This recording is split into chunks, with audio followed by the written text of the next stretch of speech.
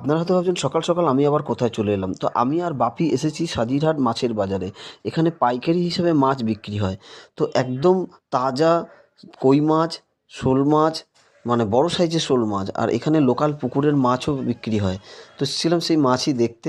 Actually আমরা এসেছিলাম সকালবেলায় মর্নিং ওয়াকে হাঁটতে।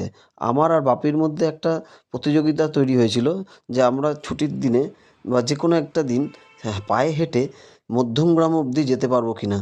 তো সেই চ্যালেঞ্জ পূরণ করার জন্য বাপি আর আমি একসাথে বেরিয়েছি। আমরা সবাই ভেবেছিলাম বাপি হয়তো হেঁটে যেতে পারবে না, কিন্তু পুরোটাই ও কমপ্লিট করেছে এবং হেঁটে হেঁটে এসছে। আবার হেঁটেই আমরা বাড়ি ফিরে যাব।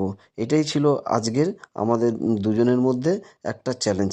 Bye bye, tata. আবার দেখা হবে অন্য একটি নতুন ব্লগে।